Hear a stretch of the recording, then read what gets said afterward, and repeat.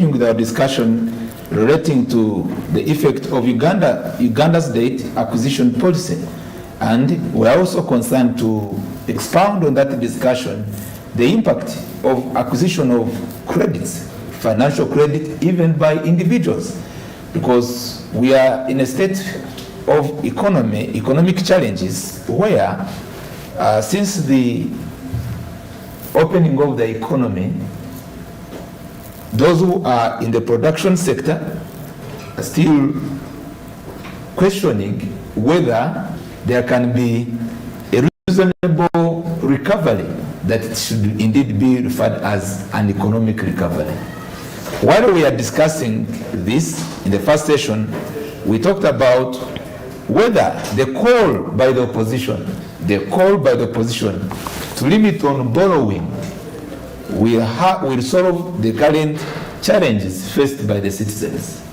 Because in this way, as I bring this topic, it is deliberately to reveal to the viewers whether there are alternatives. Because the call to limit, you are saying there should be a limit to borrowing. But do you have the alternative if one doesn't borrow? What will do? And before going to that, in the form of our discussion of the point as Smart 24 TV, do we look at acquisition of the debt by the government? And you is very much interested in business. Maybe is it ideal to shift from debt and maybe to go to debt management? What is still your point of view in making such a kind of headway on for stability, economic stability and economic growth? You're welcome, Mr. Council Derek, once again. We are still interested in the discussion. You see, once again, as I said, that I subscribe to the JEMA party, and that is the Justice Forum. And the reason as to why we have the acronym JEMA as our second name is because we believe in justice, we believe in economy, we believe in education. At times we call it economic revitalization, education inclusiveness, morals and African unity.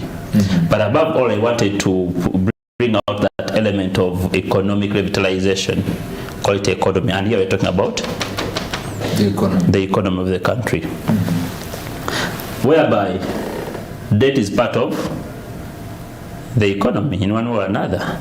How is the economy being steered up? As of now, as of the government, how is it steering the economy? It is telling that it is steering the economy partly on the public debt, because it consumes a lot of public debt, even compared to the tax revenues. But should that be the agenda? That's where I'm coming. When I was starting, I said that public debt is not bad. But as we all know, that too much of something is always bad.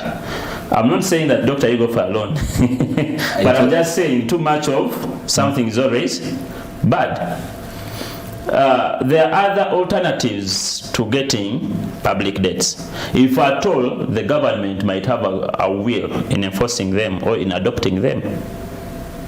But as we know that we don't want our economy to overstagger, we need now to do this in a gradual process. Gradually. It is a gradual process. That as you're ensuring that you go to alternative B and C, there is a way you're going to deduct in the consumption of your debt.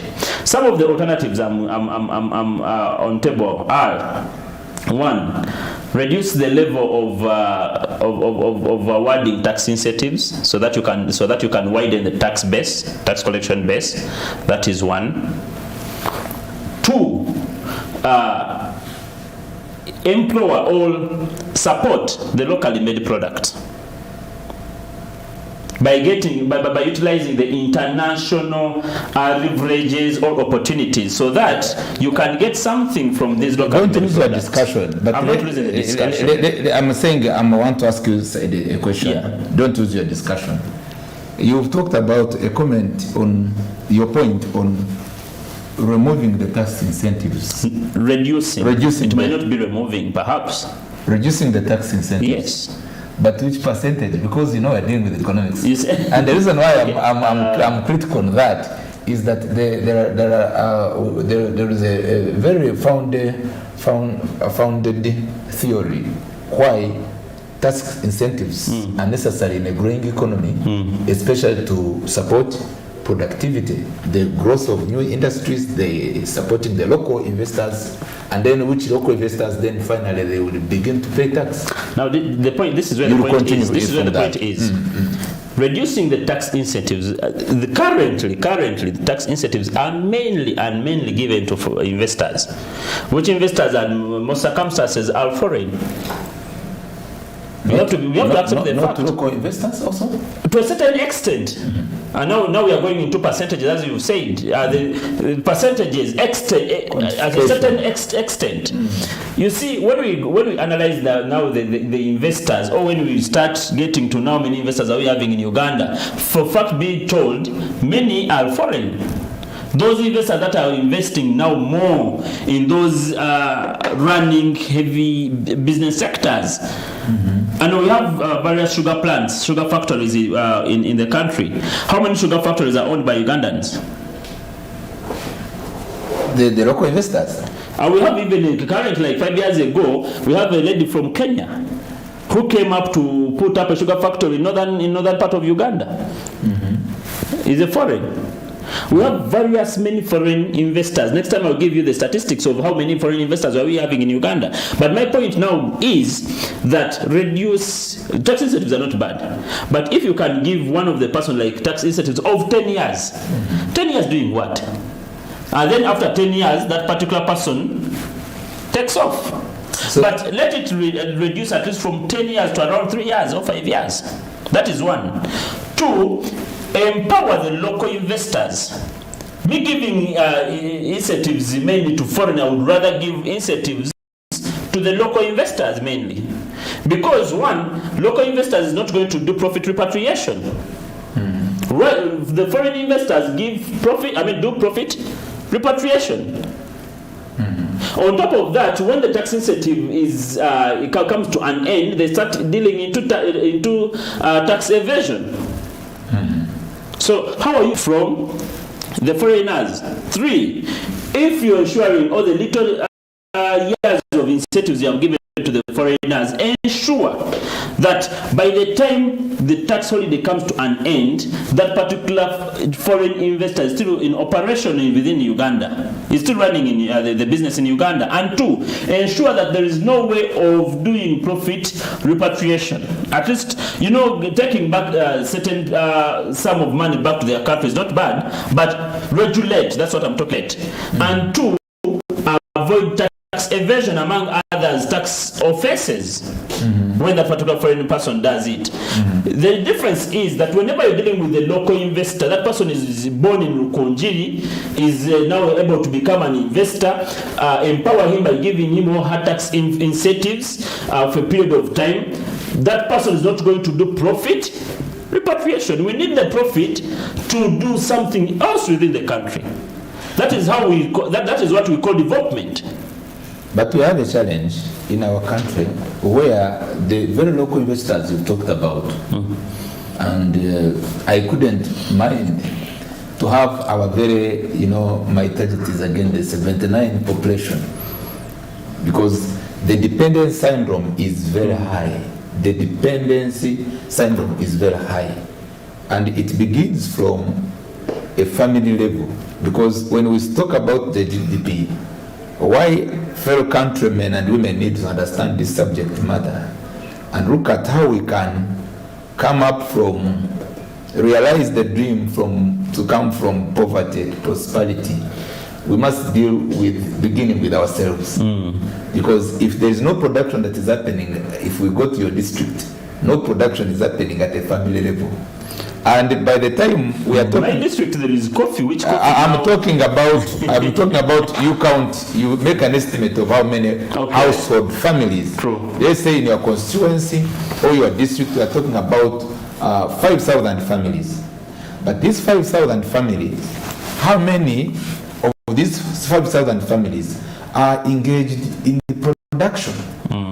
And when we talk about production, it includes even maybe some upcoming industries, where, because we've talked about coffee, we have fruits, those who are engaged in maybe fruit growing, pineapple, and other forms of items that can jet productivity. How many are there? And in the process, when we go back to compare how much from the family level do we contribute, apart from buying the sugar you talked about? Because even if you say the sugar, after all, is they are being managed by foreigners. How much do we then from the family level now to contribute to what we expected of the payment of those, whether taxes or maybe given incentives? So the dilemma we are in, that's where we are lacking acceptability that the problem should be addressed from the household level to the national level. When you talk about households to national level, I'll add on to international level. I remember when you cut me short prior, I was giving you an alternative, point of that let our country, Uganda, ensure that all leverages, all benefits, it utilizes the benefits from the international level, from the international trade. And how can the government ensure that all opportunities and benefits from international trade are being consumed? One is to empower these small-scale industries you've been talking about. Is to ensure that the products made locally are being given an international market or international brand or international scene by the rest of the world. The problem we have now in Uganda, the only product which is God-given we put to the international level is the exportation of labor. Really? There's also coffee. Coffee is serious, the production of coffee. Coffee. Yes, the production of coffee and dairy products. And then tourism. And now let me refer that to the will of the government in ensuring that the locally made products or the locally grown products are put on international level. The will is lacking by the government. Because if the will was there, or if the will is there, we wouldn't perhaps right now all media houses being debating about the coffee agreement. You're telling us about your recommendation. You're telling us but this is a recommendation that even on coffee, the recommendation is, why don't you empower coffee associations? We ensure that coffee associations, because we have been having the coffee marketing boards over the years, we had the Coffee Development Authority, we have the various ways on how we could regulate this particular coffee on a local level, on a national level. Why wouldn't we empower such associations and ensure that the products from like the Ugishu coffee, whatever, is put on international level? So that you think they're not empowered? You're empowering while monopolizing it under this one company, a foreign investor. Is that empowering? That is the point we need to understand. So in brief, empower the locally made products so that you can benefit from the international trade. That is another way. Two, the poor debt management. It has to be catered for. As I gave an example prior that we have various policies such as laws being put in place, and I gave an example. Even we have the 2015 Public Finance Management Act. But the question is, has it come to play? Has it realized its yields? We have the medium-term debt management strategy 2015, 2016, and 2019, what 2020. does it relate with such a kind of scenario? No, the problem, how public finance is supposed to be managed. I believe you can even understand that, because part of the national debt, that is public finance. How is it being managed? That is the question. I think it is being managed. Me, I'm giving my independent opinion. It has to be managed straight away from how it is gotten and how it is caused. Let me come to you. There is the budget, the Budget Act, of course, which exists. Yes. That goes with the conferencing, but then the national budget cycle that goes with the policy formulation, it reflects on the national development plan. Then now it runs to generation of budgets from sectors, and of course it has committees, different sectoral committees. Then they look through the ministerial presentations, and then finally it lands to see what would be the priority of another year, and then what maybe has been achieved, what remained as a gap. So in your articulation, you are saying that the law is not being followed. But to the best of my understanding, maybe you can give us a different view in which way could you desire the public management the Public Finance Act management. Yes, how it should be followed to the maximum for the realization of maybe. You have to accept the fact that perhaps Uganda is a country which has to be at times declared a theoretical country. How you can justify your statement? Uganda are very, very good in having things on paper. Very, very good. We have laws in paper. But the will of enforcing such laws lacks in our officials. Entirely? Let's accept that. Or to a certain extent? To a certain extent.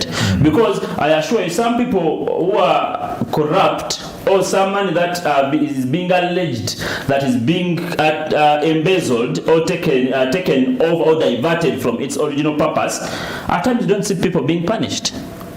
Or at times they are brought to courts of law, but at the end of the day, what happens?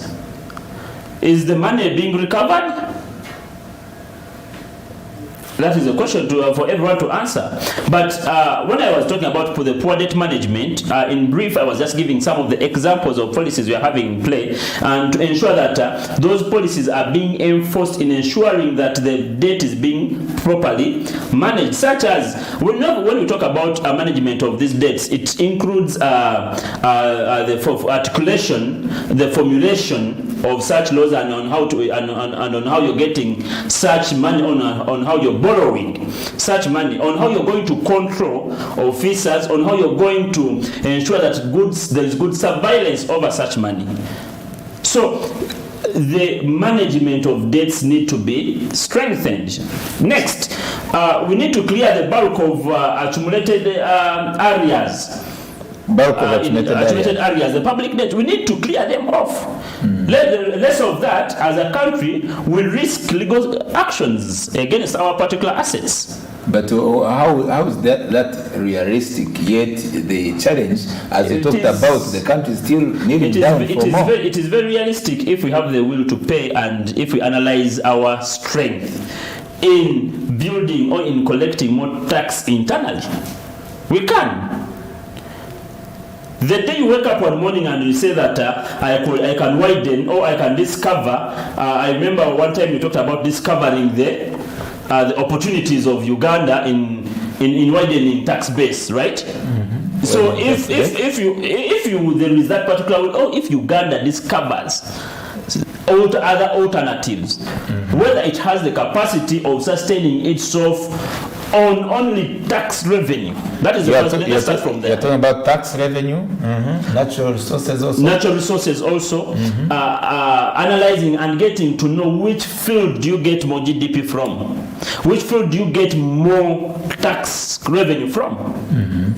And we have agriculture, we have tourism, and we know that Uganda mainly depends on agriculture, right? Then we go now tourism.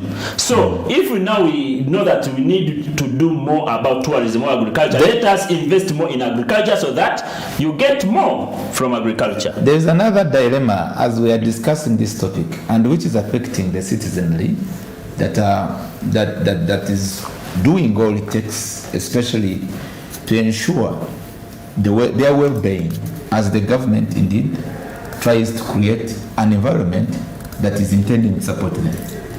While we are here, I want to assure you and to the viewers that the state of our economy is worrying, especially with unresolved challenge of hiking of prices for commodities. And while we are talking about the same, since the opening of the economy, we understand that the government has attempted to put some stimulus packages and measures that is intending to stabilize the business sector and those who are involved in production. But yet the outcry seems not to be changing. Recently, when I was viewing on number of, after our children came back from school, most of the schools, they have increased the school fees. True. And while we are talking about the economic challenge, and again, those who had borrowed, I'm telling you, they are running up and down to pay amidst when the economy, was under a lockdown. Our economy was under a lockdown.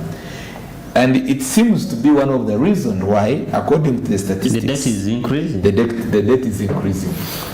It is true that you are enlightening the viewers that the management of the debt is a challenge. But again, because of this existing gap, do you think that we should hold the government completely accountable for this crisis, which seems to be a global crisis? What is your analytical view in regard to that, and how can we overcome it at an individual level and at a national level? One, how to overcome it, one is to reduce contractual debt services to a level commensurate to our ability to pay. That is one. Because however much we want to maintain our economy, we will not maintain our economy as we are just over consuming debt. Because the economy you're trying to maintain today, it is the same economy which is going to be antagonized with that particular debt 20 years from now. So the economy, understand that it has to be maintained, is not entering into such debts, or in brief, is ensure that the contractual debts are reduced to a level commensurate with Uganda's ability to pay the debt. That is one. Because as of now, fact be told, you cannot tell Uganda to stop getting debts. Because it has no where else it can get money from. They will tell you through the Honorable Matia Kasaija, all the Ramadan Ngobi, that the tax revenue we have is it is too much to sustain the economy. But at least we could plead to the government that ensure that you reduce the contractual debt. Analyze your level of capacity. Ensure that the debt you're taking in commensurates with your capacity to pay that particular debt, instead of overstraining yourself. Would you give the insight recommendation to someone who is struggling there, even is saying these people, they don't know what I'm going through in terms of, the debts they borrow. It's outside there, it's not easy. No, and those who are dealing with commercial banks that are on their neck. Let's first bring it to individual basis, as you said.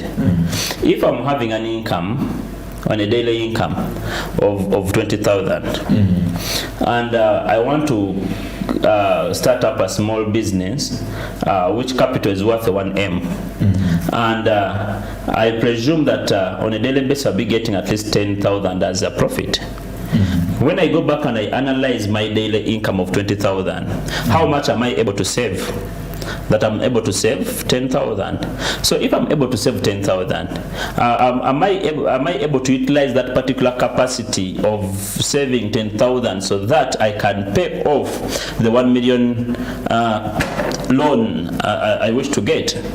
This is just simple logic and simple mathematics you have to put into yourself. Then if you assume so that you're able, please, you can go into. But if you feel like you're not able, then re-innovate yourself and ensure that at least you go into a lesser project, a lesser loan of around 500,000. Can the concurrent address this challenge? Both it affects the government and it also affects at an individual level. There are some financial institutions, yes, both here nationally and internationally, whose interest rate is higher. And even if you have the capacity to pay. And fact be told, we have the law in place that is all to regulate. We have the Bank of Uganda Consumers Protection Guidelines. We have, among others, the laws that are there to regulate the interest rate. The issue we need to put to address, among others, is that throughout the COVID-19 period, Because now the many problems regarding payment of loans is accruing from the COVID-19 period. Yes. The people who got loans during the COVID-19 period, did they get some reliefs? Of course, now by the government, mainly because however much it is a contract between an individual and a commercial bank. If we are to benchmark, many other states have come out to aid such people by ensuring that maybe perhaps there is a certain percentage of interest being cleared by the government. What I remember is that for those who had acquired huge debts, especially managing some bigger businesses, macro economic projects, they were recommended by the Minister of Finance to get the relief borrowing. Whether it is double, to borrow from the... How do you determine a bigger loan? Wait 1 second. The Uganda Development Bank. Yes. That was the recommendation. So I don't know whether that could maybe help. No, and how do you determine? Then of course those of 1 million, 2 million, they are struggling. They are running after one. They are running after their. That's why I'm asking my question to my dear moderator. How do you determine a bigger loan? Because there is a person down there. To him, one aim is a bigger loan he had gotten to ensure that he changes everything. He changes his life. I assure you, a person got 5 million shillings in investing perhaps in his school by then. So how do you determine bigger loan? So finally, as we are coming, because now that remains it's not my portion for either determination, because I'm not in the financial institution basically. But as we are going towards the close of our program, we are still to run into another financial year, 2020. It will be 222 to 23. You see, in your last word, you see the hope for Uganda and the hope for the youth whom we are saying, and the hope for Ugandans maybe having a better economic welfare. And how can we achieve that in one or two words? No, I just request the government to utilize the population of the youth, which is perhaps 70%, in ensuring that that particular population is engaged in such activities being supported through acquisition of national debts. Because we have some programs which are ongoing, but they are running on national debts. So how are the youths getting something? How are the youths getting something from such projects? You encourage them to join the parish model development projects? No, I'm not encouraged to join the parish model development, whatever. But for example, road construction, I encourage the government to utilize the youthful energy in being employed so that they can maybe take part in construction of such roads. Lastly, yes, please. Oh my God. Say let us wait as Ugandans that our country is going to continue seeking for debt relief, and that is the best option now as a country it has. Because like in 1990, as I gave an example in 1990, even the same transpired in 2005, where the multi-debt relief initiative was being invoked again by the Great Eight, by letting Uganda by letting the national debt of Uganda, and it benefited around 68%. So the last thing is Uganda to seek for debt relief above all. Thank you for staying with us on Smart 24 TV. We're blessed to be with Council Derek Namakajo Frederick, and he was giving the insight and an opinion in regard on how our involvement as a country in debt acquisition can be managed, and the critical view of how best we can utilize the opportunity of commercial banks, even at an individual level, how to manage a debt, and possibly the challenges we've encountered as a country in utilization and management of a debt. All this was brought to you for information and teach us better, especially you outside there, the policy makers and implementers. Uganda deserves better. And to me, as I make this point to us, or to you, dear viewers, it's much more better, that's my personal opinion, to be much more of a utilizer